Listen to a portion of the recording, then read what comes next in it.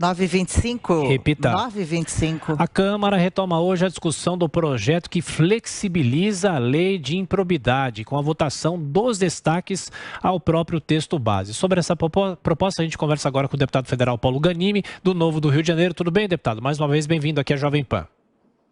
Bom dia, Thiago, Adriana, bom dia também aos ouvintes e quem está assistindo a gente pela internet. Prazer estar aqui com vocês. Nós que agradecemos. Deputado, é inevitável mesmo um projeto que acaba representando um retrocesso para coibir a improbidade administrativa? O senhor enxerga assim também? Não, a gente tentou tirar de pauta ontem, o Novo apresentou um requerimento de retirada de pauta, infelizmente foi derrotado. A gente precisa saber o seguinte, como o texto já foi aprovado na Câmara e no Senado, não tem como rejeitá-lo. O que é possível é não votá-lo. Quando você não vota a matéria fica esquecida e aí sim a gente não muda a lei. Eu até acho que faz sentido a discussão sobre uma reforma da lei da improbidade, que é uma lei, se não me engano, de 92, década de 90, realmente tem muito tempo. Quando ela foi feita, foi na época do Collor, inclusive, com o objetivo de pegar corruptos e tudo mais. E é normal que às vezes se erre um pouco na dose. O problema todo é que essa lei que a gente está votando, ela errou na dose no sentido contrário. A gente está beneficiando, na minha opinião, os corruptos e os maus gestores. Tem que saber diferenciar isso também. Eu não acho que a gente tem que falar, não, o cara que não teve dolo, que não é mau gestor, ele não precisa ser pego e ser punido. Não, mau gestor cria às vezes impacto tão grande ou maior do que o corrupto também. Deputado, pergunta de Diogo Schelp. Deputado, bom dia. Além dessa discussão sobre o dolo na improbidade, há também outros pontos polêmicos nessa alteração, por exemplo, a impossibilidade de perder o cargo um político que cometeu uma improbidade em função anterior, diferente da que ele exerce naquele momento, né? Quando esse projeto chegar ao presidente Jair Bolsonaro, em qual ponto deveria ser vetado por ele, na sua opinião? Eu espero que ele vete o projeto todo, porque, infelizmente, tem vezes que é difícil conseguir vetar uma parte e não vetar outra. E tem um ponto que é muito importante. Todo o projeto é baseado nessa questão da intenção, né, de ser doloso. Então, é muito difícil, para salvar o projeto, vetar só uma parte. É claro que tem itens que são mais graves, mas até mesmo, por exemplo, o tema que a gente votou ontem, um destaque que veio do Senado, e o relator rejeitou, que é a questão do nepotismo, não tem como vetar. Por quê? Isso está fora do texto. O que o Senado incluiu era bom. Então, na verdade, o presidente ele pode vetar o que está no texto, mas ele não pode incluir o que seria bom e que não entrou no texto. Então, realmente é muito difícil dizer o que ele tem que vetar. Na minha opinião, ele teria que vetar o texto todo, e acho que sim, o Congresso poderia debater numa comissão, com uma discussão um pouco menos acelerada, um outro texto para reformar a lei da improbidade, para sanar os pontos que são realmente ruins. E faz sentido, a gente sabe que o Ministério Público, às vezes, até foi muito severo nos últimos anos contra o gestor, às vezes até o gestor que não teve culpa. Mas não é com essa lei que a gente está votando agora. Constantino? Deputado, bom dia. É exatamente daí que eu queria pegar, né? Você é novo na política, a imagem que nós temos de fora é de que o Congresso atua para se proteger e não de olho nos principais interesses da sociedade, né?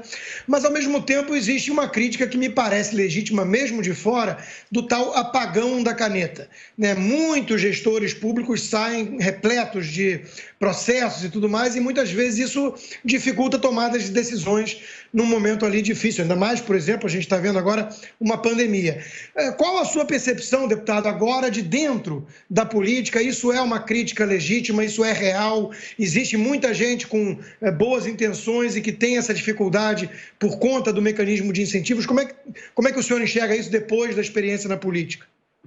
Não, eu tenho certeza que é legítima a crítica. Com certeza, quem está no executivo sente mais isso do que nós no legislativo.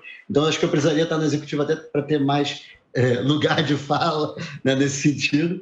Mas, realmente, é algo que precisa ser revisto. Por isso que eu estou falando. Eu não acho nenhum absurdo querer rever a lei da improbidade. O problema, mais uma vez, foi a dose. A dose foi errada, principalmente. Aí o ponto acho que é crucial. Mais uma vez, tem itens ali dentro muito ruins. Por exemplo, a gente está diminuindo o impacto da lei da ficha limpa em 2 dispositivos.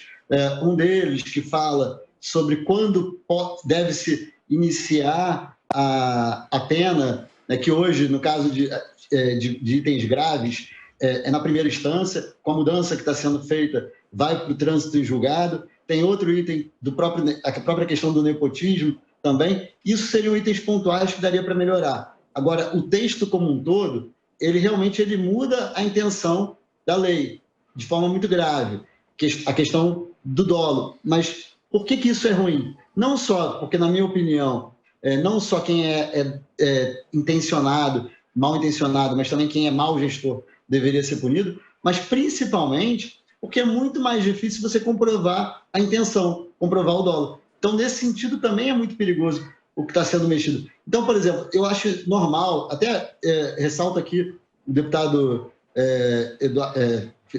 Ulipe, de São Paulo, que é um cara que foi prefeito, bem intencionado, ele estava comemorando a aprovação, e eu acho que a intenção dele é legítima, porque ele foi impactado por isso, e eu não tenho dúvida que ele era um bom gestor, né? Não vou botar a minha mão no fogo, mas eu acho que é um cara bem intencionado, e que ele estava defendendo. Mas por quê? Porque realmente esse apagão da caneta, isso impacta quem quer ser secretário, quem quer ser prefeito. E a gente tem um problema no Brasil também, que é um problema muito polêmico e difícil de ser resolvido.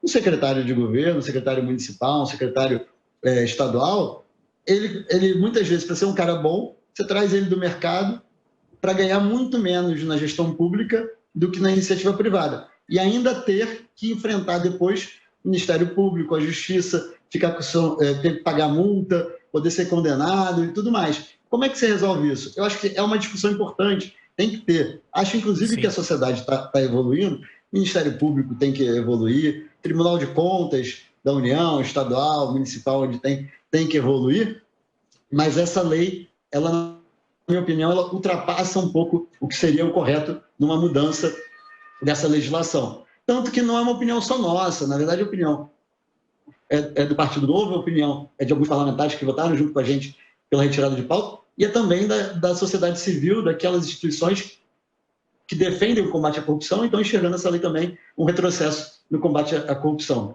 E, deputado, para a gente encerrar, o senhor citou há pouco, como está no texto a emenda com relação ao nepotismo? Bom, o texto, na nossa opinião, mesmo com a aprovação do destaque da emenda que o Senado incluiu, que colocava o nepotismo nas exceções do dolo como algo que não deveria necessitar do dolo para ser considerado uma improbidade administrativa, mas como o texto como um todo, ele trata de tudo tendo que ser doloso, na nossa opinião, o nepotismo estava também fragilizado, né, nesse sentido. Então, o texto é ruim e ficou pior ainda quando o relator da Câmara tirou essa emenda do Senado, que ela tentava dar uma segurança jurídica para evitar o nepotismo. Então, agora vai caber a interpretação do Judiciário. E a gente sabe muito bem que o Judiciário no Brasil, até por culpa do Congresso também, que não faz leis claras e objetivas, o Judiciário interpreta a cada momento como quer. Então, na nossa opinião, sim, está abrindo brecha para que o nepotismo deixe de ser um crime, deixe de ser tratado como improbidade administrativa. Deputado Paulo Ganimi, do Novo do Rio de Janeiro, mais uma vez, muito obrigado pela atenção, pela gentileza, até a próxima. Obrigado, bom dia a todos.